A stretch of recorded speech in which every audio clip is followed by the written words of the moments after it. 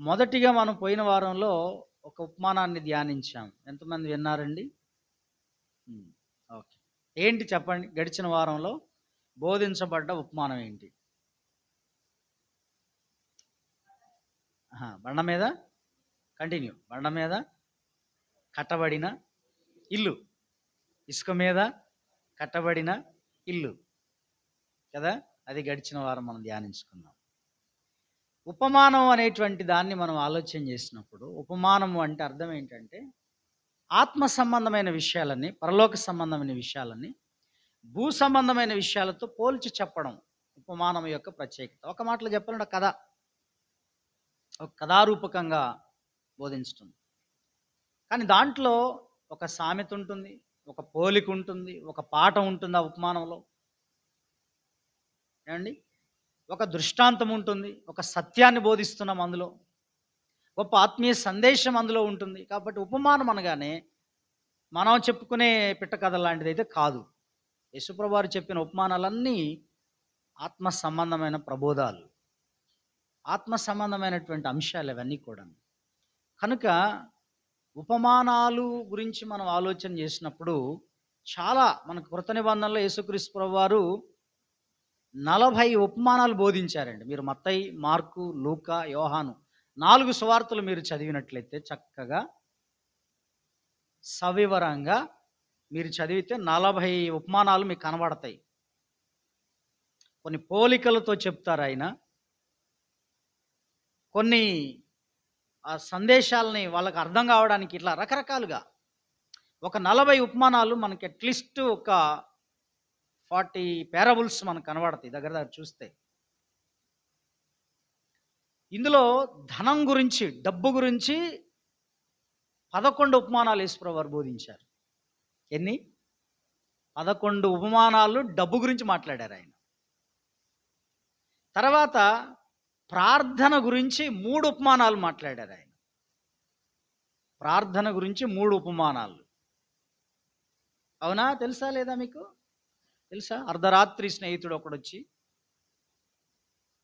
రాత్రి వేళ వచ్చిన స్నేహితుడు.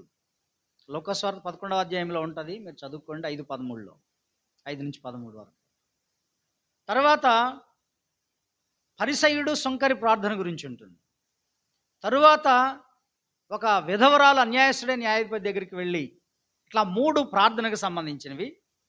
11 ఉపమానాలేమో ధనం గురించి చెప్పబడ్డాయి.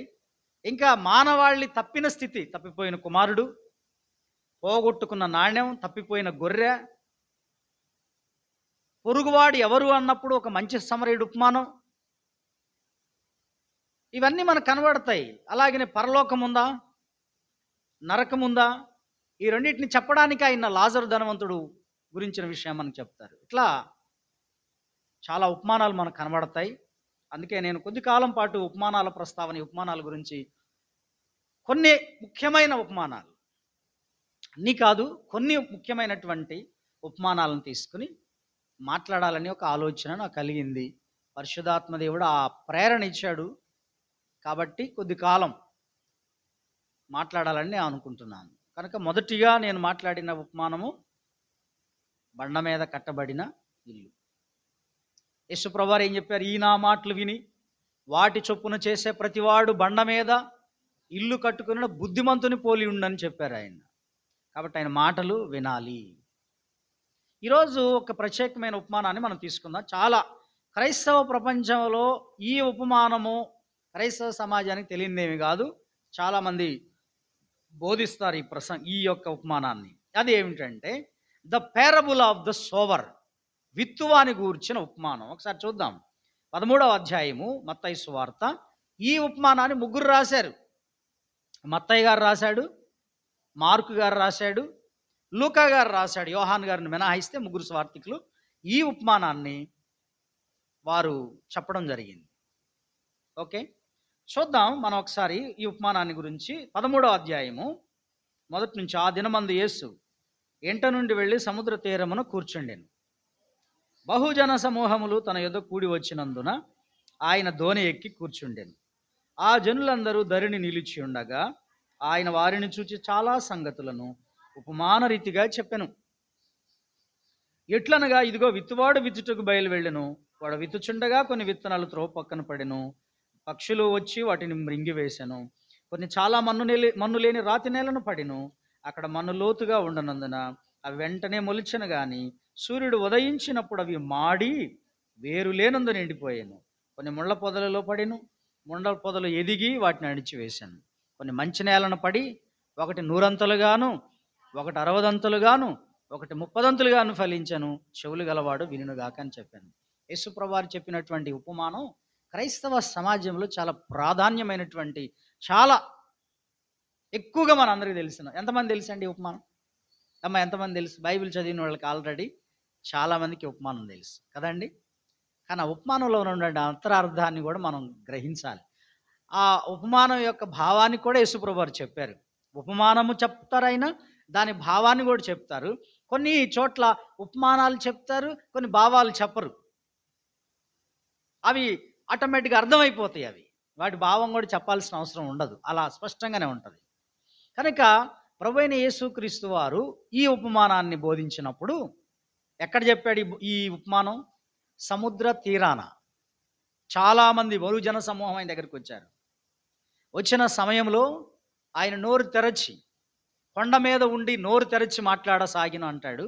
అలాగే సముద్ర తీరాన ఆయన ప్రసంగిస్తూ ఉపమాన రీతిగా మాట్లాడటం మొదలుపెట్టారు. చూసారా? కనుక ఈ ఉపమానం యొక్క భావాన్ని గమనిస్తూ చెప్తూ ఉన్నాడు. ఇక్కడే మీరు తిప్పినట్లయితే శిష్యులు అడుగుతారు, ప్రభువా మీరు ఎందుకయ్యా ఉపమాన రీతిగా చెప్తున్నారు అని అంటే, పరలోక రాజ్య మర్మాల మిస్టరీస్ను ఛేదించటం మీకు అనుగ్రహించబడింది, వాళ్ళకు లేదు ఆ ధన్యత. వాళ్ళు అర్థం కావాలి అంటే వాళ్ళకు ఉపమాన రీతిగా చెప్పాలి. మీకు అవసరం లేదు. ఎందుకు? మీరు 10th క్లాస్ మ్యాథమెటిక్స్లో ఉన్నారా? మీకు మ్యాథమెటిక్స్ ఏ రేంజ్లో ఉన్నారు మీరు? మీకు 10th class, intermediate stage, degree stage మీది. మీరు ఆ బుడ్డోళ్ళకి, ఇంతోళ్ళకి డిగ్రీ లెక్కలు చెబుతాడికి అర్థమవుతుందా? అర్థం కాదు. డిగ్రీలో ఉన్నటువంటి సబ్జెక్ట్ వేరు, ఆ సబ్జెక్ట్ పట్టుకొచ్చి వీడికి చెప్తే బుడ్డోడికి ఏం అర్థమవుతుంది? అర్థం కాదు. కాబట్టి మీ స్టాండర్డ్ చాలా పెద్ద స్టాండర్డ్లో ఉన్నారు. మీ స్టాండర్డ్ ఏంటంటే మీది డిగ్రీ స్టాండర్డ్ మీది. వాళ్ళంతా ఎలా ఉన్నారు?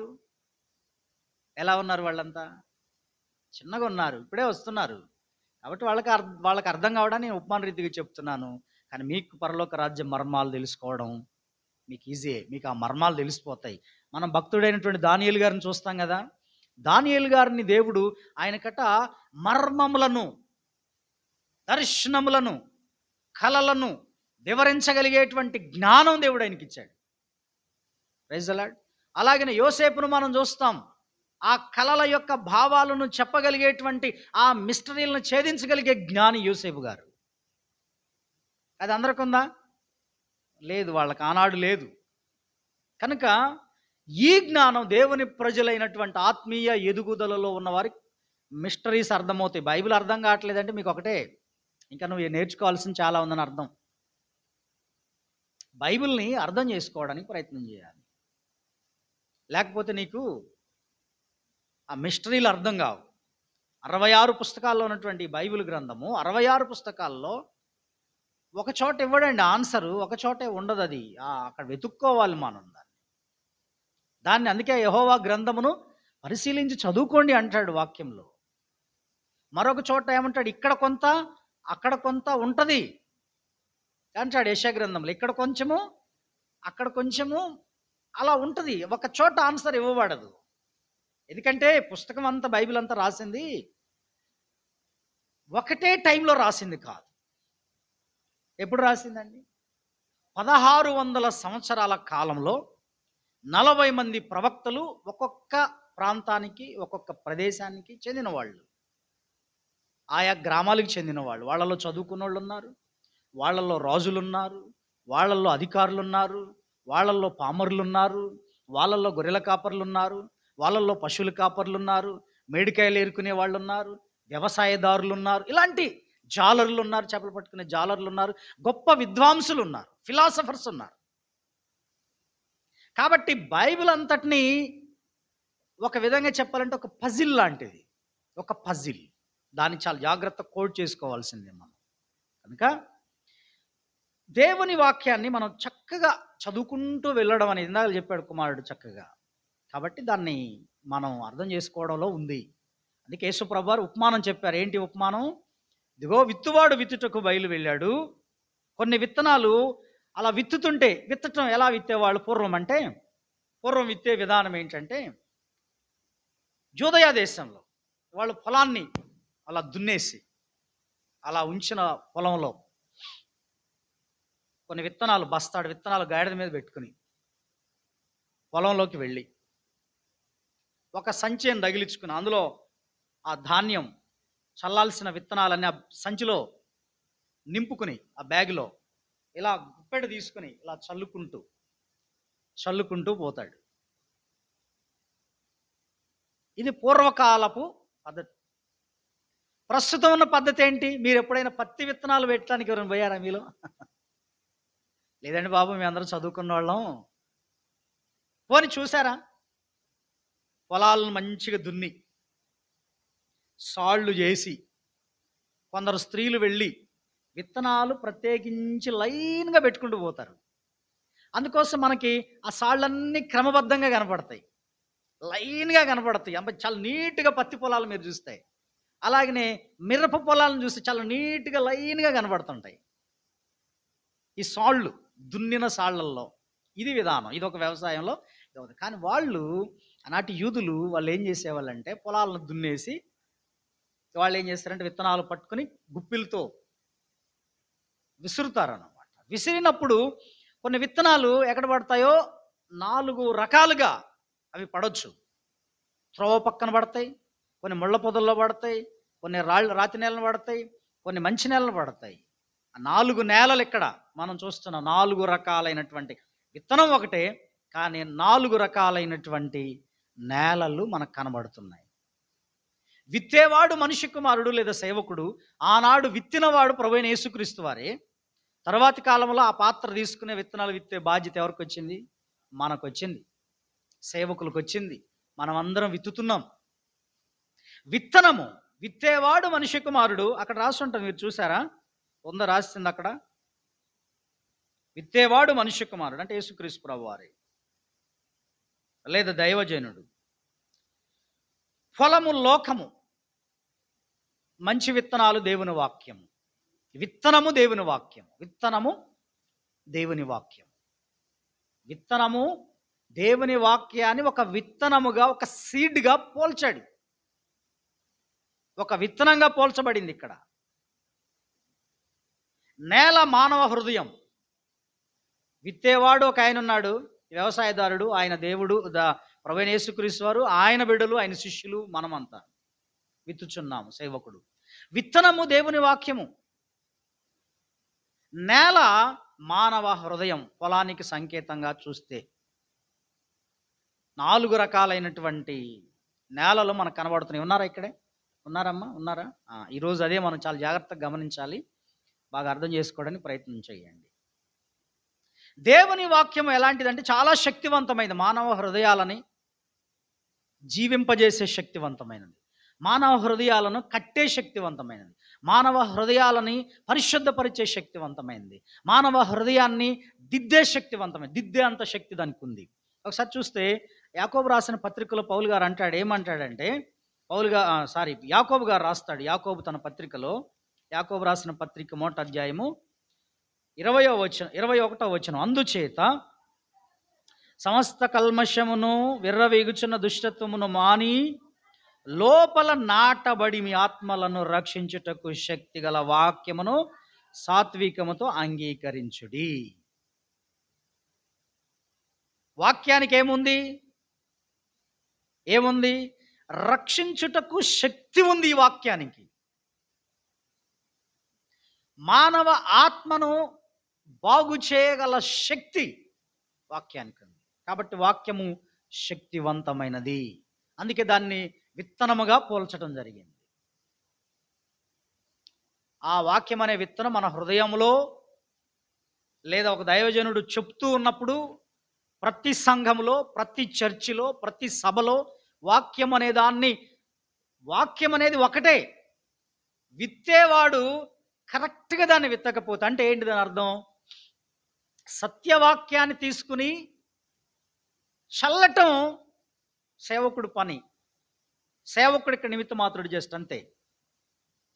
ఆ వాక్యాన్ని, సత్యవాక్యాన్ని విభజించి దాన్ని పట్టుకుని విత్తనము చల్లటం ఇక్కడ ప్రాముఖ్యత. ఓకే, ఉన్నారా?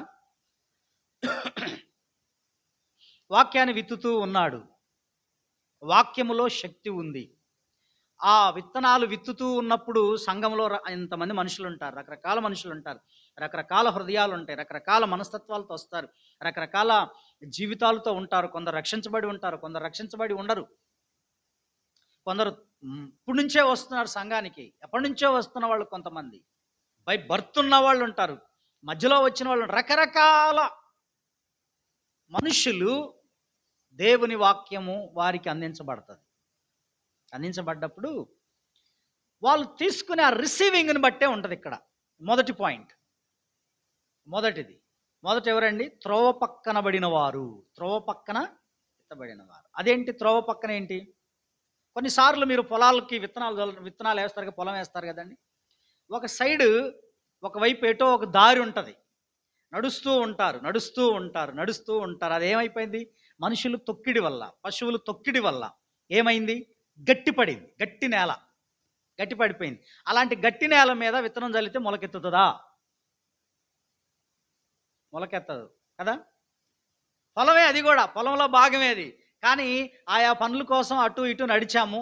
కొన్ని పొలాలు మీరు చూసారో లేదు, కొన్ని పల్లెటూరులో కొంతమంది ఆ పొలంలో గుండే పోతారు, దారి అవుతుంది అది. అవునా కదా? అలాంటప్పుడు అక్కడ విత్తనం పడితే అది ఫలిస్తుందా? అది మొలకెత్తుతుందా? మొలవదు. కఠినత్వం గట్టిగా ఉంది అక్కడ, కఠినంగా అయిపోయింది. తొక్కబడి మట్టి లేదు అక్కడ. మట్టి ఉంది కానీ ఏమైపోయింది? గట్టి పడిపోయిన భూమి అది, గట్టి పడిన భూమి. ఇక ఆ ప్రదేశంలో విత్తనం మొలవటం అసాధ్యం. అలాగనే సంఘాల్లో, క్రైస్తవ సభల్లో ఈ రోజున దేవుని వాక్యాన్ని ప్రకటిస్తున్నటువంటి చాలామంది ప్రకటిస్తూ ఉన్నారు. ప్రకటించబడతా ఉంటుంది ప్రతి సంఘంలో, ప్రతి చోట వాక్యం విత్తబడుతున్నప్పుడు. ఇదిగో ఈ రకమైన వాళ్ళు ఉంటారండి, ఈ ఫస్ట్ కేటగిరీ వాళ్ళు. వీరు త్రోవ పక్కన ఉన్నటువంటి విత్తనాన్ని పోలినవారు. వీరు చదవండి అండి, ఏం చేస్తారు వీళ్ళు? విత్తువాని గూర్చిన ఉపమాన భావము వినుడి. భావాన్ని గురించి చెప్తున్నాడు ఇక్కడ 13:19. ఎవడైనను రాజ్యమును గూర్చిన వాక్యము వినియు గ్రహింపక ఉండగా దుష్టుడు వచ్చి వాని హృదయంలో విత్తబడిన దాన్ని ఎత్తుకొని పోవును. త్రోవ ప్రక్కను విత్తబడినవాడు విడే. వాక్యం అందించబడింది ఇతనికి కూడా, కానీ తొక్కబడిన నేల మీద ఉన్నాడు. ఈ నేల ఎలాంటిది? తొక్కబడిన నేల, కఠినమైన హృదయం ఇది, కఠినమైన మనస్సు, కఠినమైనటువంటి తలంపులతో ఉండేటువంటి వ్యక్తిత్వం కలిగిన వాళ్ళు. వీరు దేవుని వాక్యాన్ని వింటారు, కానీ వీరు ఏం చేస్తారు? గ్రహించరు. అండర్స్టాండింగ్ ఉండదు. ఎన్నని చెప్పనండి వీళ్ళకి, ఎన్నని చెప్పనండి. దున్నపోతు మీద వాన కురిసినట్లే వీళ్ళకి ఎన్నన్నా చెప్పనియండి, దున్నపోతు మీద వాన కురిసినట్టే ఉంటారు. ఇంకేం చేస్తారు? చెవిటోడు ముందు శంఖం ఊదినట్లు వీళ్ళకి ఎన్నన్నా చెప్పనియండి. ఈ చెవితో వింటారు, ఈ చెవితో వదిలేస్తారు. అందుకోసం మీరు వినువారు మాత్రమయ్యుండి మిమ్మల్ని మీరు మోసం చేసుకోవద్దు అంటాడు. ఎన్నన్నా చెప్పనియండి వీళ్ళకి. త్రోవ పక్కన పడ్డటువంటి వాళ్ళకి వస్తారు, వాళ్ళు కూడా చర్చికి వస్తారు, సభలకు వస్తారు, కూర్చుంటారు, దేవుని మాటలు వింటారు. కానీ ఏం జరుగుతుందండి ఇక్కడ? వీళ్ళ హృదయాలు త్రోవ పక్కన పడిన విత్తనాన్ని పోలినటువంటి స్థితి. అంటే అండర్స్టాండ్ చేసుకోరు, గ్రహించరు. రిసీవింగ్ లేదు, లోపలికి వెళ్ళదు. గ్రహింపు లేని మైండ్ సెట్ వీళ్ళది. అప్పుడు ఏం చేస్తుంటే అపవాది ఆ వాక్యాన్ని, వద్దులేరా, నీకు వాక్యం వద్దులేరా బాబు, కూర్చున్నావా, కూర్చో, నేనేమనా, నీ జోలికి రాను, కూర్చో, నీకు ఎన్నన చెప్పని పాస్టర్ గారు, నీ దగ్గర ఏముందిరా? కఠిన హృదయం ఉంది, కాబట్టి ఆ వాక్యం నేను పట్టుకుపోతాలే, అది తీసుకుని పోతుంది. అది అవునా కదా? శక్తిగల వాక్యం ఇది, ఎత్తుకొని పోతూ ఉంటుంది. అలాంటి శక్తిగల వాక్యాన్ని ఈ మనుషుల మీద విత్తినప్పుడు ఈ మనుషుల హృదయాల్లో నాటబడకపోవటం వల్ల, వాళ్ళకున్న కఠిన హృదయాల వల్ల, వాళ్ళకున్న కఠిన మనసుల వల్ల అది పనిచేయట్లా. ఎలాగుంటుందంటే వీళ్ళ జీవితాలు, అపొస్తలుల కార్యం 28-26లో పౌలు గారు అంటారు ఏమని, వారు చూచుట మట్టుకు చూస్తారు, వినుట మట్టుకు వింటారు కానీ గ్రహించరు. గ్రహించకుండా వాళ్ళ హృదయాలు కొవ్విపోయాయి. Praise the lord. ఉన్నారా ఏమో? ఉన్నారా ఇక్కడే? చాలా ప్రశాంతంగా వినండి, చాలా కూల్గా వినండి, మంచి రిసీవింగ్ మనసుతో వినండి. ఉపమానం అర్థమైపోద్ది, మనం ఎక్కడున్నాం ఏంటి అనేది స్పష్టంగా తెలిసిపోతుంది. ఎలా ఉంటారు వీళ్ళు? వినటానికి త్రోపక్కబడ్డటువంటి విత్తనాలు పోలినటువంటి వాళ్ళు ఎలా ఉంటారంటే వినటానికి వింటారు కానీ ఈ చెవితో వింటారు, ఈ చెవితో వదిలేస్తారు. హృదయం లోపలికి వెళ్ళదు. వీళ్ళు చూడటానికి చూస్తారు, సాక్ష్యాలు వింటారు, అబ్బా వాళ్ళు ఎంత గొప్ప సాక్ష్యం అండి, వీళ్ళకి ఎంత గొప్ప సాక్ష్యం అండి, నిజంగా అండి వాళ్ళ పట్ల ఇన్ని దేవుడు ఎంత గొప్ప కార్యాలు అంటారు, ఇవన్నీ అంటారు. కానీ వీళ్ళల్లో అది ఫలించదు, వెళ్ళదు, హృదయం లోపలికి వెళ్ళదు. వీళ్ళని మనం ఏమండి బాప్తిజం పొందరా, చూద్దాంలేండి పాస్టర్ గారు, టైం ఉంది, ఇంకా సమయం ఉంది, ఎప్పుడండి సమయం చెప్పరు, చూద్దాంలేండి, చేద్దాంలేండి. అది వీరు సరిగ్గా దేవుని మందిరానికి వచ్చిన దేవుని వాక్యాన్ని సరిగ్గా వినరు. త్రోవ పక్కన పడ్డ వాళ్ళు మీరు ఈజీగా పట్టేసుకోవచ్చండి, ఈజీగా దొరికిపోతారు. వాళ్ళు సరిగ్గా వినరు. ఎందుకు వినరు? రావటానికి వస్తారు దేవుని మందిరానికి, వాక్యాన్ని వింటారు, బైబిల్ చేతిలో ఉంటుంది, పాడబాడతారు, ఇవన్నీ చేస్తారు. కానీ వీళ్ళు ఏం చేస్తారంటే ఆశీర్వాదం గురించి చెప్పగానే చెవులు రిక్కిచ్చి అసలు వాళ్ళ ఫేస్ రీడింగే మారిపోద్దబ్బా, ఏం చెప్పిండ్రా బాబు అన్నట్లుగా వాళ్ళ ఫేస్ రీడింగ్ మారిపోద్ది ఆశీర్వాదం అని చెప్పగానే. ఇక వేరే విషయాలు ఏదని చెప్పామనుకోండి, ఆ తప్పిదాలు ఈ తప్పిదాలు అలాంటివి ఉంటే పట్టించుకోరు. అవి వస్తారు, పాటలు పాడతారు, వెళ్ళిపోతారు. ఈ త్రోవ పక్కన పడే ఉండే వాళ్ళ చేష్టలు మనం చూస్తుండే సంఘాలలో, క్రైస్తవ లోకంలో, సభల్లో కనబడుతుంటారు. అటు ఇటు తిరుగుతారు. వీళ్ళని కుదురుగా కూర్చోరు. గట్టి వాక్యం తగిలింది అనుకో, ఎలాగైతే వెంటనే మొబైల్ చూసుకుని ఇట్లా తిరగేస్తుంటారు. గట్టి వాక్యం చెప్పగానే మొబైల్ తిరగేస్తారు, లేకపోతే మొబైల్ పట్టుకుని బయటికి పోతారు. ఎవరో ఫోన్ చేసినట్టు ఏం ఉండదాడా, ఎమ్మటే ఎవరో ఫోన్ చేసి ఏదో అయిపోయినట్టు, అమ్మ బాబోయ్ ఈ వాక్యం భలే కఠినంగా చెప్తున్నారు అన్నట్టుగా. అంటే వాళ్ళు అది రిసీవింగ్ లేదు, అర్థం చేసుకునే మనసు లేదు, వెంటనే వెళ్ళిపోతారు. లేదంటే పిల్లగాళ్ళతో ఆడుకుంటారు. అంటే పిల్లగాళ్ళు ఏడిపిస్తారు, ఓకే, ఆ సమయంలో కాస్త ఇది చేయడం వేరే. కానీ వీళ్ళు ఆ వాక్యాన్ని వినడం కంటే పిల్లల గురించి ఆలోచన ఎక్కువ ఉంటుంది. ఇంకా కొంతమంది ఏం చేస్తారు, ఆ కిటికీల పక్కన కూర్చుంటారు. అటు వచ్చేవాళ్ళు పోయేవాళ్ళు ఆ దారి పక్కన కూర్చుంటారు. ఎవరు వస్తున్నారు, పోతున్నారు, వచ్చేవాళ్ళు పోయేవాళ్ళని చూసుకునే రకాలు వీళ్ళంతా. ఇదంతా త్రోవ పక్కన ఉండే బ్యాచ్, గుర్తుపెట్టుకోండి. ఈ బ్యాచ్ అంతా ఎక్కడున్నారు? త్రోవ పక్కన ఉన్నారు. కిటికీ పక్క నుండి ఆ పోయేవాళ్ళని వచ్చేవాళ్ళని చూస్తుంటారు. మన సంఘంలో కిటికీ పక్కన కూర్చున్నాడు చూసేవాళ్ళు ఏం కనపడదులేండి, ఎందుకంటే నేను ఇటున్నా ఇదంతా ఇటు ఉంటుంది. పోనీ వెనక్కి తిరిగి చూద్దామన్నా కనపడదు. వాళ్ళు వెనక్కి తిరిగి చూడాలి, ఫేస్ చూస్తే నన్ను చూడాలి, ఇటువైపు చూడాలి, అంతవరకే. వెనక్కి తిరిగి చూడటానికి లేదు. పోతే ఏం చేయాలి? ఇక్కడ నుంచి అటు బయటకు పోవడం రావడం, ఇదన్నా చేయాలి. ఇక రెండు పనులు. పట్టుమని వీళ్ళు పావు గంట కూర్చోలేరండి. వీళ్ళు త్రోవ పక్కన ఉండేవాళ్ళు, మీరు ఈజీ గుర్తుపట్టండి. పట్టుమని పావు గంట 10 నిమిషాలు వాక్యం వింటానికి కూర్చోరు మందిరంలో. మధ్యలో పాసికలు లెగుస్తారు, మధ్యలో ఇంకేదో లెగిస్తారు, ఫోన్లు తిరగేస్తుంటారు. ఏంటండి అంటే వాక్యం అంటే మీకు అంత ఎగతాళియా, అంత లెక్కలేనితనమా? ఎలా బతుకుతారు మరి? ఎలా మీ హృదయాలు బాగుపడతాయి? ఇది ఈ కోవకు చెందిన వాళ్ళు. ఓకే. నెంబర్ 2, రాతి నేలను ఉండున వారి గురించి చెప్తున్నాడు ఈ ఉపమానంలో. రాతి నేలను కొన్ని విత్తనాలు ఎక్కడ పడ్డాయండి? రాతి నేలను పడ్డాయి. అంటే రాతి నేల అనగానే పూర్తిగా అదేదో రాక్ ఏరియా అని కాదు, మట్టి ఉంది సగం, కింద కొంత సగం దూరం వెళ్ళిన తర్వాత ఏముంది? రాతి పొర ఉంది. సగమేమో రాతి పొర ఉంది, సగం మట్టి ఉంది. విత్తనం మొలిచిన తర్వాత విత్తనం మొలిచిన తర్వాత వేరేం కావాలండి? కింది భూమిలోకి దిగాలి. Yes or no? కిందికి దిగాలి, లోపలికి దిగాలి. అది కానీ లోపలికి దిగుతున్న కొలది ఏమైంది, అక్కడ రాతి పొర తగులుతుంది, రాళ్ళు తగులుతున్నాయి అక్కడ. సూర్యుడు ఉదయించాడు, సూర్య రశ్మికి మాడిపోయింది. ఎవరు వీళ్ళు చెప్తూ చదవండి అక్కడ.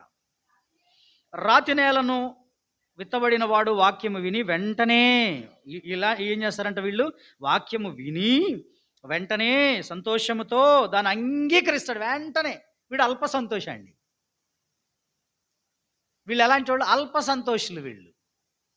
ఎమోషనల్ భక్తి చేసేవాళ్ళు. ఎమోషన్గా వీళ్ళు వెంటనే ఫీల్ అయిపోతారు. అబ్బా వాక్యం చెప్పగానే ఎమ్మట ఏడుస్తారు వీళ్ళు. అలా చూస్తాం, వీళ్ళు అంత భక్తులు రా బాబు అనిపించింది మనకి. వెంటనే ఏడుస్తారు, కన్నీళ్ళు పెడతారు, పశ్చాత్తపడ్డట్టుగా ఉంటారు. వాక్యాన్ని వెంటనే తీసుకుని ఆహా భలే చెప్పారండి అలా వాక్యం, అసలు నేను ఇంతవరకు నా జీవితంలో వినలేదండి వాక్యాన్ని, అంత బాగా చెప్పారు. సంతోషంగా విన్నారు, బాగానే ఉంది. ఎమోషన్గా విన్నారు, సంతోషంగా అంగీకరించారు, బాగానే ఉంది. బాప్తిజం కూడా తీసుకున్నారు. కానీ ఏం జరిగిందంటే కొంతకాలము నిలుచును. సంతోషంతో అంగీకరించాడు. అయితే అతనిలో వేరు లేనందున, ఏది లేదు వీళ్ళకి, అసలు రూట్ లేదు, కిందకి దిగట్లా. కింద వేరు లోపలికి పోవడానికి రాతిపొర ఉంది, పోట్లే. చదవండి. అతడు కొంతకాలము నిలుచును గాని వాక్యము నిమిత్తము శ్రమయేనును హింసయేనును కలగ్గానే అభ్యంతరపడను. ఈ కేటగిరీ వాళ్ళు ఏం చేస్తారట, వేరు లేదు వీళ్ళకి. కొంతకాలం నిలుస్తారు వీళ్ళు. ఎంతకాలం? సమ్ టైం, కొద్ది కాలమే. ఎక్కువ కాలం ఉండరు, నిలవరు వీళ్ళు. ఎక్కువ కాలం వీరు భక్తి చేయలేరు. ఎక్కువ కాలం వీరికి ఆత్మీయతలో వీళ్ళు కరెక్ట్గా ఉండలేరు. కొద్ది కాలం నిలుస్తారట, కొద్ది కాలం నిలుస్తారు. ఆ తదుపరి ఏమైపోతారంటే వీళ్ళు కష్టము, శ్రమ, బాధ రాగానే అభ్యంతరపడి వెళ్ళిపోతారట. యేసుక్రీస్తు నుంచి వెళ్ళిపోతారు, దేవుని యొద్ద నుంచి వెళ్ళిపోతారు, సంఘము నుంచి వెళ్ళిపోతారు. వీళ్ళు, నేను అందుకే అల్ప సంతోషులు. వీళ్ళు చాలా తక్కువగా సంతోషపడతారు. వీళ్ళు అసలు వెంటనే సంతోషపడతారు, వెంటనే ఫీల్ అయిపోతారు, వెంటనే ఏదో అయిపోయినట్లుగా ఆహా ఎంత బాగా చెప్పారు అయ్యగారు. వీళ్ళకి ఎప్పుడు కూడా బూస్టింగ్ చేయాలి, వీళ్ళని బూస్టింగ్ చేయాలి. నువ్వు సూపర్ పాడుతున్నావు అబ్బా పాట, అబ్బా నువ్వు సూపర్గా చెప్తున్నావు అబ్బా వాక్యం, అసలు అబ్బా నీకేందయ్యా, నువ్వు చాలా అద్భుతమైన సాక్ష్యం అయ్యా, నీది అద్భుతమైన సాక్ష్యం, నువ్వు అద్భుతంగా కానుకలు ఇస్తున్నావు. అసలు నిజంగా ఈ సంఘంలో నీ అంత మంచి విశ్వాసం ఒకళ్ళు లేడు. వీళ్ళ బూస్టింగ్ చేయాలి. ఎప్పుడు ఎవడు చేస్తారనే పని లేదు ఇక బూస్టింగ్ చేయడానికి సేవకుడికి. ఎంతకాలం చేస్తాం బూస్టింగ్ చేసి? ఎంతకాలం భక్తి నిలబెడతామండి? ఎందాకని ఆ భక్తుల్ని మేము బూస్టింగ్ కొట్టి, గాలి కొట్టి, ఇది కొట్టి, ఏమంటారు చెప్పండి, గ్యాస్ కొట్టి, గాలి కొట్టి ఉబ్బ చేస్తే పాటును పగిలిపోద్ది. కాబట్టి ఎమోషనల్గా ఉండేటువంటి మైండ్ సెట్ ఇది. ఇది నీలో ఉందా? జాగ్రత్త సుమా. ఇది నీలో ఉంటే జాగ్రత్త సుమా. కొంతకాలం, ఇలాంటి వాళ్ళు కొంతకాలం నిలుచుని, ఎందుకంటే వీళ్ళకు రూట్ లేదు. వీళ్ళకి వాక్యము నిమిత్తం శ్రమ వచ్చింది. వాక్యము నిమిత్తం, ఎవరి నిమిత్తం వచ్చింది? వాక్యము నిమిత్తం శ్రమ వచ్చింది. యేసుప్రభువు వారు ఏం చెప్పారు? నా నామము నిమిత్తం, నా నామము నిమిత్తం మనుషులు నిన్ను నిందిస్తారు, హింసిస్తారు, అబద్ధంగా చెడ్డ మాటలు చెప్తారు, ఇంకా అనేకమైన మాటలు మాట్లాడతారు. అప్పుడు మీరు సంతోషించి ఆనందించండి, గంతులు వేయండి. అది కదా చెప్పింది యేసుప్రభువు వారు. కాబట్టి శ్రమ వచ్చినప్పుడు వీళ్ళ చక్కదనం కనపడింది. కష్టాలు, బాధలు వచ్చినప్పుడు వీళ్ళ చక్కదనం కనపడింది. వీళ్ళు ఉంటారా పోతారా అప్పుడు తెలుస్తుంది. ఓకే, కనుక ఏమి లేదండి వీళ్ళకి, అతనిలో వేరు లేనందున. కానీ వాక్యం ఏం చెప్తుంది? ఎఫెసీయులకు రాసిన పత్రిక 3వ అధ్యాయం 18వ వచనం మీరు చూస్తే, వేరు పారాలి, మీరు భక్తిలో వేరు పారాలి, ఆయన ప్రేమలో వేరు పారాలి అంటాడు. ఎఫెసీయులకు రాసిన పత్రిక 3:18లో చదవండి త్వరగా. 3:18 ఎఫెసీయులకు రాసిన పత్రిక 3:18.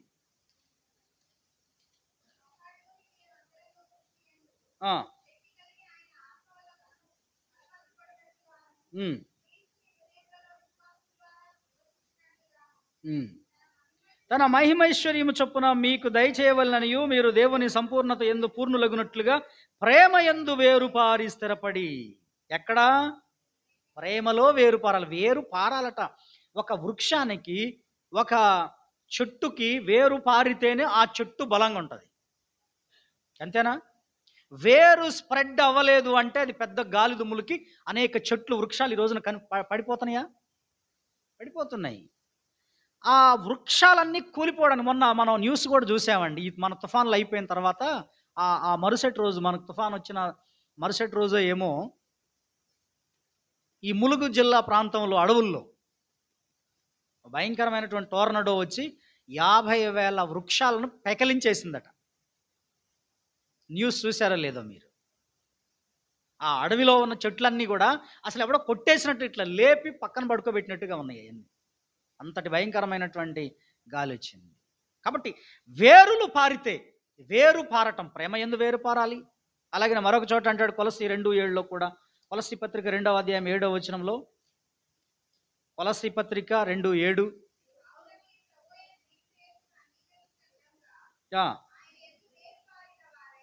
ఆయన యందు వేరు పారిన వారే, యేసుక్రీస్తుని మీరు అంగీకరించారు కదా, ఆయన అంగీకరించి బాప్తిజం పొందిన మీరు, రక్షించబడ్డ మీరు ఏం చేయాలి? ఆయన యందు వేరు పారాలి. వేరు పారటం. వేరు పారితే ఏమవుతారు? ఏమవుతారండి వేరు పారిన వారు? ఏం కాదు, వాళ్ళకి స్థిరంగా ఉంటారు. వేరు పారిన వారై ఆయనలో నిలిచి ఉండాలి. కానీ ఇక్కడ యేసుప్రభువు వారు చెప్పిన ఉపమానంలో ఆ విత్తనము కేటగిరీ 2, అదేనా? రెండో కేటగిరీకి చెందిన రాతి నేలన పడిన విత్తనాలు పోలిన వారు, వేరు లేదు, వేరు లేకపోవడం చేత సూర్యుడు ఉదయించగానే, సూర్యుడు అంటే శ్రమ, ఉదయించగానే, అభ్యంతరం కలగగానే, కష్టాలు రాగానే, కన్నీళ్లు రాగానే వాళ్ళట ఏం చేస్తారు చెప్పండి? నిలకడగా ఉండరు, వేరు లేదు, వెళ్ళిపోతారు, క్రీస్తును విడిచిపెడతారు. ఈ రోజున చాలామంది మనకు కనబడుతున్నారు. ఉదాహరణకు మీరు చూస్తున్న సోషల్ మీడియాలో ఒకడు ఉంటాడు, నేను బైబిల్ చదివానండి, బైబిల్ అన్ని తప్పులు ఉన్నాయి, అసలు బైబిలే ఒక మంచిది కాదు, బూతు పుస్తకం, నేను అసలు అది విడిచి గర్వాపాసి అయ్యి ఇది ఇందులో మళ్ళీ హిందూయిజంలోకి వచ్చిన అనేవాడిని ఏం చేయాలి? వీడిని ఏమనాలి చెప్పండి? మీరు చెప్పండి. వాడికి రూట్ ఉందంటారా? అసలు వాడు వేరు పారకముందే పోయాడు వాడు. Yes or no? కాబట్టి వేరు పారితేనే నీకు అర్థమవుతుంది, లేకపోతే నీకేం అర్థమైంది? కొన్ని రోజులు వచ్చి, 1 సంవత్సరం వచ్చి, 2 సంవత్సరాలు వచ్చి అసలు వేరే లేకుండా, నీకు కొన్ని నెలలు వచ్చి, నాకు బైబిల్లో తప్పులు కనపడ్డాయి, పాస్టర్లలో తప్పులు కనపడ్డాయి, సంఘంలో తప్పులు కనపడ్డాయి, మనుషుల్లో తప్పులు కనపడ్డాయి, నీ కళ్ళే మంచిగా లేవు. ఎలాగున్నాడు వాడు? ఎట్లా ఉన్నాయి? వాడికి పచ్చకళ్ళు, వాడికి లోకమంతా అలాగనే కనపడుతుంది. నీతిమంతులైన సేవకులు ఉన్నారు, పరిశుద్ధులైన సేవకులు ఉన్నారు, పరిశుద్ధ వాక్యాన్ని అందిస్తున్నారు, పరిశుద్ధ వాక్యము అది, కానీ రూట్ లేదు వాడికి. అందుకే వాడు పక్కకి వెళ్ళిపోయాడు. ఏం కావాలి మనకి? వేరు కావాలి, వేరు పారాలి. మనం వాక్యము నిమిత్తము శ్రమ అయినను హింస అయిన కలగానే ఈ వేరు లేనటువంటి వాళ్ళు అభ్యంతరపడి వెళ్ళిపోతారు. సంఘాల్లో విశ్వాసులు కూడా ఇలాగనే ఉంటారు. చాలామంది వస్తారు, చర్చికి వస్తారు, బాప్తిజం పొందుతారు, వేరుండదు. ఈ సంఘానికి కొంతకాలం, ఆ సంఘానికి కొంతకాలం, ఆ సంఘానికి కొంతకాలం. ఎన్ని సంఘాలు తిరుగుతావయ్యా నువ్వు? ఎన్ని సంఘాలు తిరుగుతారు మీరు?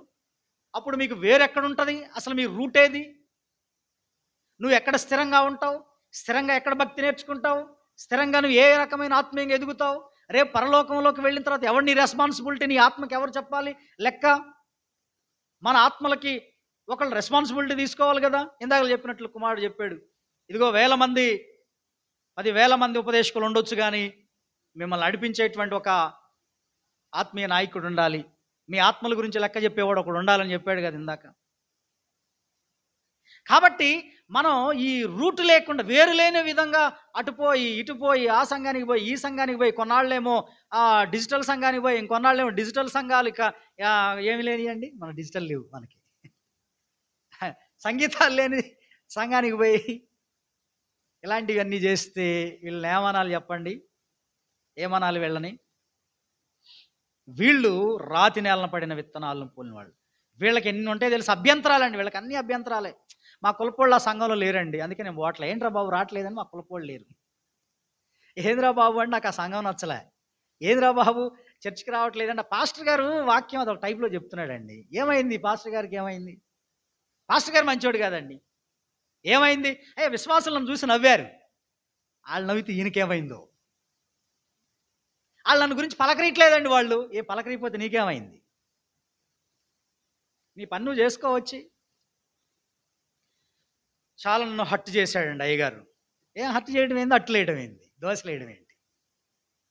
ఇట్లాంటి మైండ్ సెట్లు అనమాట. ఇది రాతి నేలను ఉన్నటువంటి మైండ్ సెట్లు అనమాట. ఇలాంటి వాళ్ళు అభ్యంతరాలు, కష్టము, కన్నీళ్లు రాగానే వీళ్ళు మధ్యలోనే వెళ్ళిపోతారు. మధ్యలోనే వెళ్ళిపోతారు. యేసు ప్రభువారిని చాలామంది శిష్యులు వెంబడించారట. యోహాను సువార్త 6వ అధ్యాయం 60 నుంచి మీరు చూస్తే, యోహాను సువార్త 6వ అధ్యాయం 60వ వచనంలో యేసు ప్రభువారు ఒక సుదీర్ఘమైన ప్రసంగం చేశారండి. బహిరంగ మెసేజ్ అది. అందులో నా శరీరము నిజమైన ఆహారము, నా రక్తము నిజమైన పానమని తాను చేయబోయేటువంటి బలియాగాని గురించి ఆయన మాట్లాడారు. మాట్లాడిన సందర్భంలో ఆయన వెంబడించినటువంటి బహుశా 70 మంది శిష్యులేమో వీళ్ళంతా కూడాను. వాళ్ళు ఏం చేశారంటే, ఇదెట్టి మాట అండి బాబు, ఈయనేమో నన్ను పీకు తినండి, నన్ను త్రాగండి అంటున్నాడు, ఈ మాట చాలా కఠినంగా ఉంది. 60వ వచనం, ఆయన శిష్యులు అనేకులు ఈ మాట విని, ఇది కఠినమైన మాట, ఇది ఎవడు వినగలడని చెప్పుకొనిరి. అంతకు పూర్వం యేసుప్రభువు వారు మాటలే ఏమన్నారు? దయగల మాటలు. ఈ జ్ఞానం ఎక్కడిది? ఈయనకి ఈ జ్ఞానం ఎట్టిది? ఎక్కడి నుంచి వచ్చింది ఈ జ్ఞానం? అసలు నిజంగా చదువుకొనని ఇతనికి పాండిత్యం ఎక్కడిది అన్నటువంటి వాళ్ళు ఇప్పుడేమంటున్నారు? ఈ మాట ఎవడు వింటాడు? ఇంత కఠినంగా మాట్లాడుతున్నాడు. నా శరీరం తినండి, నా రక్తం త్రాగండి అంటాడు. ఇది విడ్డూరంగా లేదా? చాలా కఠినంగా లేదా అని శిష్యులు సణుక్కున్నారట. అది మొదలుకుని ఆయనట వెంబడించడం మానేశారట. ఎంతమంది పోయారు? 66వ వచనం. అప్పటి నుండి ఆయన శిష్యులలో అనేకులు వెనుక తీసి మరి ఎన్నడూను ఆయన వెంబడించలేదు. పట్టకపోయారు వీళ్ళు. అంటే మాట కఠినంగా మాట్లాడినందుకే ఇంతమంది పోతారా? మా దగ్గర చర్చికి వచ్చిన వాళ్ళు కూడా చాలామంది పోయారు. కొన్ని కుటుంబాలు, నేను చాలా కాలం వాళ్ళని చూసి కూడా ప్రేమించి, ఎంతో ప్రేమించిన వాళ్ళు కూడా వెళ్ళిపోయిన వాళ్ళు ఉన్నారు కొన్ని సంఘాలు. ఏంట్రా బాబు అంటే, సంఘస్థులు ఏంట్రా అంటే ఏమి ఉండదు ఆడ, ఏమి ఉండదు. మా ప్రేమను, మేము చూపిన ప్రేమను, మా ఆతిథ్యాన్ని మేము అన్ని విధాలుగా వాళ్ళకి సహకరించిన అంతా అనుభవిస్తారు. కానీ ఏం జరిగిద్దంటే ఇదే రాతి నేలన ఉన్నటువంటి మైండ్ సెట్లు వీళ్ళు అనమాట. రాతి నేలన పడ్డటువంటి వాళ్ళు. 2 తిమోతి పత్రికలో అపోస్తలుడైన పౌలు గారి పక్కన ఒకడు ఉండేవాడు, దేమా అనేటువంటి వాడు. వీడు తెస్సలోనికా సంఘానికి చెందినవాడు. ఒకప్పుడు గాలి తిరుగుడు తిరిగేవాడు. అలాంటి వాడిని పౌలు గారు మార్చాడు, రక్షణలోకి నడిపించాడు. వాడికి ఏమైందో ఏమో తెలియదు, పౌలు గారు ఎటు పోతే అటు తిరిగాడు. పౌలు గారి యొక్క కష్టాలు, బాధలు అన్నీ చూశాడు. ఒకానొక సమయంలో వాడికి ఏమైందో ఏమో తెలియదు, దేమా ఇహలోకమును స్నేహించి నన్ను విడిచి వెళ్ళిపోయాను అంటాడు పౌలు. 2 తిమోతి పత్రిక 4:10లో ఉంటుంది. ఇహలోక సంబంధమైన ఆలోచనలకు బానిసలైపోయి వెళ్ళిపోయేవాళ్ళు. అభ్యంతరాలు, కష్టాలు, బాధలు వచ్చినప్పుడు వీళ్ళకు వేరు లేదు కాబట్టి వీళ్ళు మధ్యలో వెళ్ళిపోయే ఒక జనాంగం. ఇది రెండవది. ఇకపోతే మూడవ వాళ్ళు ఎవరండి? ఇప్పుడు చూద్దాం. అయితే 22 అనుకుంటా, చూడండి 22వ వచనం. ముళ్ళ పొదలలో విత్తబడిన వాడు వాక్యము వినువాడే గాని ఐహిక విచారమును ధనమోహమును ఆ వాక్యం అణిచివేయును గనుక వాడు నిష్ఫలుడవును. మొదటి కేటగిరీ ఎవరు? త్రోవ పక్కన పడ్డవాళ్ళు. 2 రాతి నేలను పడ్డవాళ్ళు. త్రోవ పక్కన పడ్డవాళ్ళ గురించి అర్థమైందా? సింపుల్ థింగ్, మీకు అర్థమైపోద్ది ఇక అంతే. ఓహో వీళ్ళు త్రోవ పక్కన ఉన్నవాళ్ళు అని మీరు అర్థం చేసుకోండి. నెంబర్ 2 రాతి నేలను పడ్డవాళ్ళు. 3 ముళ్ళ పొదల్లో పడ్డవాళ్ళు. వీళ్ళని గురించి ఆలోచిద్దాం. అంటే ఆ రైతు ఆ విత్తనాలు విత్తేటప్పుడు కొన్ని విత్తనాలు, ఎందుకంటే నేను ఇందాకే చెప్పాను, మనకులాగా సాళ్ళు పోసి ఇలా చేయడం కాదు, వాళ్ళు చల్లుతారు. అలా చల్లినప్పుడు కొన్ని విత్తనాలు ఎక్కడ పడ్డాయి? త్రోవ పక్కన పడ్డాయి. కొన్ని విత్తనాలు రాతి నేలలో పడ్డాయి. కొన్ని విత్తనాలు ముళ్ళ పొదల్లో పడ్డాయి. పొదల్లో పడ్డాయి. వీళ్ళు ఏం చేస్తారంట చూద్దాం. వాక్యము వినువాడే, వీడేం చేస్తాడంటే వాక్యము వినువాడే కానీ ఐహిక విచారమును ధనమోహమును ఆ వాక్యమును అణిచివేయును గనుక వాడు నిష్ఫలుడగును. 3వ కేటగిరీ వాళ్ళు ఎలాగున్నారంటే, వాక్యాన్ని విన్నారు, చాలా కాలంగా చర్చికి వస్తున్నారు, బాప్తిజం తీసుకున్నారు, వారు రక్షించబడ్డారు, వాళ్ళు ప్రభువులో ఆనందిస్తూ చాలా కాలం కొనసాగారు. మధ్యలో వీళ్ళకొచ్చిన ట్రబుల్స్ ఏంటంటే ముళ్ళ పొదలు. విత్తనం మొలిసింది అక్కడ. కాస్త ఎదుగుతున్నప్పుడు ఈ ముళ్ళ పొదలు ఏం చేస్తున్నాయి? అది కప్పేసి అణిచివేస్తుంది. అవేమో పైకి రావట్లేదు. ఏంటి ముళ్ళ పొదలు అని అంటే యేసుప్రభు వారు చెప్పారు. ముళ్ళ పొదలు ఐహిక విచారం అనే ముళ్ళ పొదలు, ధనమోహం అనే ముళ్ళ పొదలు ఈ ఈ విత్తనాన్ని ఎదగకుండా చేస్తాయి. అంటే ఏంటట? లూకా గారు కూడా రాస్తాడు 8:14లో, ఈ జీవన సంబంధమైన కాలం గడిచిన కొలది ఈ జీవన సంబంధమైన విచారముల చేతను ధనభోగముల చేతను అణిచివేయబడి పరిపక్వముగా ఫలింపని వారు. ఎవరంట వీళ్ళు? కాలము గడుస్తున్న కొలది, సంవత్సరాలు గడుస్తున్న కొలది, గడిచే కొలది గడుస్తున్న కొలది జీవన సంబంధమైనటువంటి, అంటే మన జీవితంలో ఎదురయ్యేటువంటి, ఉదాహరణకు మీకు చెప్తాను, మీకు అర్థమైపోద్ది. బాప్తిజం పొందారు, బాగానే ఉంది, ప్రభులో రక్షణలో ముందుకు వెళ్తున్న సమయంలో పిల్లలు ఉన్నారండి. పిల్లలకి పెళ్ళిళ్ళు చేయాలి, ఆర్థికంగా డబ్బులు లేవు. వెంటనే ఏం చేశాం? పిల్లల చదువుల కోసం అప్పులు చేశాం, పిల్లల పెళ్ళిళ్ళ కోసం అప్పులు చేశాం, ఇళ్ళు కట్టడానికి అప్పులు చేశాం, కారు కొనడానికి అప్పులు చేశాం, ఇంకా దేనికోసం అప్పులు చేశాం? వ్యాపారం కోసం అప్పులు చేశాం. వీటిని గురించి నిరంతరము చింత, విచారము, బాధ. ఏమండి? పాపం వీళ్ళు రక్షించబడ్డారు, బాప్తిజం తీసుకున్నారు, దేవుల్లో నడుస్తున్నారు. ఇంకో విషయం అండి, ఇక్కడ పాయింట్ ఏంటంటే, కొంతమంది చర్చికి ఆల్రెడీ అప్పులతో ఉన్నప్పుడు వస్తారు. కొంతమంది అప్పులు ఉండి ఆ అప్పుల బాధలు తాళలేక దేవుని దగ్గరికి వస్తే మా అప్పులు పోతాయేమో అనేటువంటి వచ్చే వర్గం వేరే ఉంటారు. అది కాదు ఇక్కడ నేను చెప్తుంది. క్రీస్తులోకి వచ్చి బాప్తిజం తీసుకుని కొంతకాలం ప్రభువులో ఉండి ఏం చేస్తున్నారు వీళ్ళు? తమ జీవితంలో బిడ్డకు పెళ్లి చేయాలి, అప్పు చేశారు. ఇల్లు కావాలి, ఇల్లు కట్టారు, పెళ్లి చేశారు. ఆ రెండింటికి అప్పులైనవి. ఇల్లు కట్టారు, పెళ్లి చేశారు, అప్పులైనవి. చాలా చింత, బాధ ఈ పరిస్థితులు చూసినప్పుడు. రాబడి లేదు, అప్పు ఉంది, చింత, విచారం. ఈరోజు రేపు అప్లోడ్ వచ్చి నిలబడతారేమన్న బాధ. ఈ బాధలో అబద్ధాలు చెప్తారు, ఈ విచారంలో తొందరపడతారు, ఈ విచారంలో ఏం చేస్తారండి? అని అబద్ధాలు చెప్తారు. వాళ్ళకి ప్రార్థన చేయడం రాదు, ప్రార్థన చేయలేరు. ఎందుకంటే వాడు ఇంటి ముందుకు వచ్చి తిడుతూ ఉన్నాడు, దూషిస్తూ ఉన్నాడు. ఏమనిపిస్తుంది అప్పుడు? ప్రార్థన చేయాలనిపిస్తుందా? చర్చికే వస్తున్నాడు అనుకోండి, నువ్వు చర్చికి వస్తున్నావు, వచ్చే టైంకి వాడు అప్లోడ్ వచ్చాడు, నువ్వు చర్చికి వస్తావా? నేను చర్చికి పోయి వస్తా, ఆ తదుపరి వచ్చినాక నేను మాట్లాడుతుంటే వాడు ఊరుకుంటాడా? వెంటనే ఏమంటాడు తెలుసా వాడు? ఇదేనా మీ యేసు ప్రభు మీకు నేర్పింది? ఇదేనా మీ అయ్యగారు బోధించేది? వాళ్ళకి దొరికేది అక్కడ పాస్టర్ గారు దొరుకుతుడు. ఆ టైంలో వాడికి ఈడు అన్న కాబట్టి పాస్టర్ గారు దొరుకుతుడు, దేవుడు దొరుకుతుడు, సంఘం దొరికింది. మీ పాస్టర్ గారు ఇంత చెప్తే ఆడకపోదాంపా, ఈడకొచ్చి నన్ను ఏం చేస్తారు చెప్పండి? మధ్యలో నన్ను కూడా నేరస్తుని చేసే పరిస్థితి కదా. కాబట్టి ఇవి జీవన సంబంధమైన విచారాలు. నేను బిడ్డలను ఎట్లా పోషించుకోవాలి, నేను ఎట్లా నా పిల్లలను చదివించుకోవాలి, ఇలాంటి జీవన సంబంధమైన విచారాల్లో చాలామంది క్రైస్తవ సమాజం చిక్కుకుని, క్రైస్తవ లోకంలో చాలామంది చిక్కుకుని, చాలామంది దేవుణ్ణి ఎరిగి చిక్కుకుని దానిలో నుంచి బయటకు రాక ఇవన్నీ పొదల్లాగా అణిచివేసి వాళ్ళు భక్తి జీవితంలో పరిపక్వంగా ఎదగక, అభివృద్ధి లేక, ఆశీర్వాదం లేక వాళ్ళు ఎగ్జాంపుల్ కనబడతారు. ఏమి నమ్ముకున్నారయ్యా? యేసుప్రభు నమ్ముకున్నారు వాళ్ళు. ఒకవేళ మనోళ్ళు పోయి ఎవరైనా యేసుప్రభు నమ్ముకుంటే, అదిగో మా పక్కనే ఒక ఆయన ఉన్నాడు, ఆయన 24 గంటలు ప్రార్థన చేస్తారండి. వాళ్ళ ఆవిడ ప్రార్థన చేసిద్ది, కన్నీళ్లు గార్చి ప్రార్థన చేసిద్ది. పాపం వాళ్ళు ఏం పాముకున్నారండి? ఏం అభివృద్ధి చెందారండి? వాళ్ళు ఏం దీవించబడ్డారండి? వాళ్ళు ఆ యేసుప్రభు గొప్పోడైతే మరి వాళ్ళు అప్పులు తీరవచ్చుగా, వీళ్ళు చేసుకున్నది వాళ్ళకి తెలియదు. చూసారా? వీళ్ళు చేసుకునే బుద్ధి లేని పనులు, ఒక ప్లాన్ లేదు, పైపెచ్చు ఇలాంటి మాటలు బయట నుంచి వస్తాయి, దేవుని నామానికి అవమానం వస్తుంది. వీళ్ళు ఆశీర్వాదానికి వారసులుగా పిలవబడ్డప్పుడు ఒక బెస్ట్ ఎగ్జాంపుల్గా ఉండాల్సిన మనం ఏమైపోతున్నాం? ఈ పొదలు అణిచేస్తున్నాయి. నేను చాలా సూటిగా చెప్తున్నాను, బాధపడకండి దయచేసి. మీరు గ్రహించండి.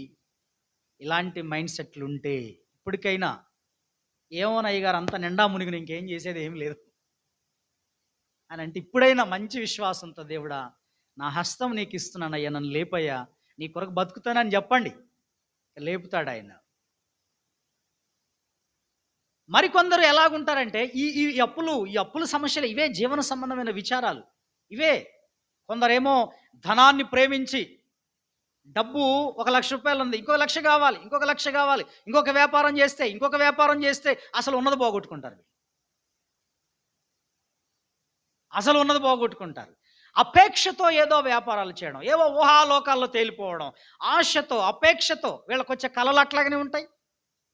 వీళ్ళ మైండ్ సెట్లు కూడా అంతే ఉంటాయి. ధన వ్యామోహం. ఇలాంటి వాళ్ళు రోడ్డున పడ్డవాళ్ళు చాలామంది ఉన్నారు.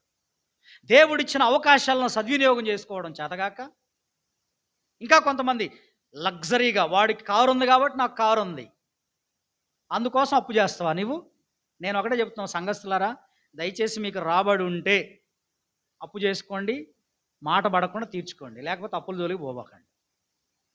పచ్చడేసుకొని తినండి, కారం తినండి, నో ప్రాబ్లం. ఎవడు మిమ్మల్ని ఏమండు. నువ్వేం తింటున్నావు అని వచ్చి నేను ఎవడు క్వశ్చన్ చేయడు. నువ్వేం కట్టుకుంటున్నావు అని చెప్పి నేను క్వశ్చన్ చేయడు.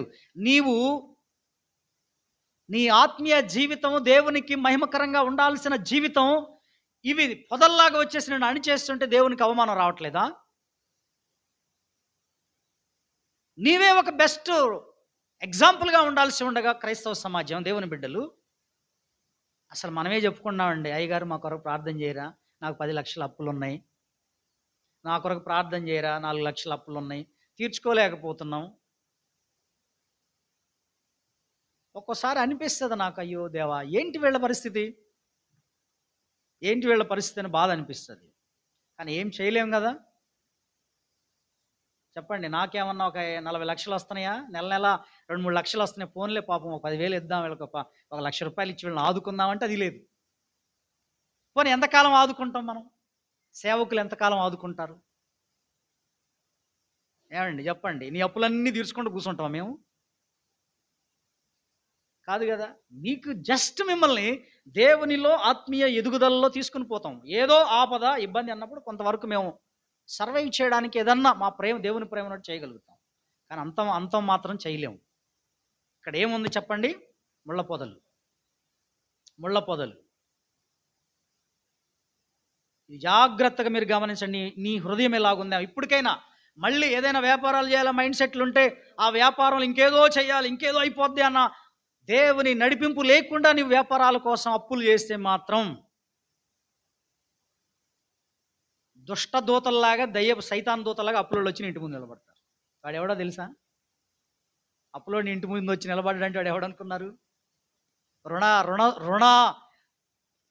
రుణగ్రస్తుడు నువ్వు, వాడు రుణం ఇచ్చినవాడు వాడు అప్పులోడు కదా.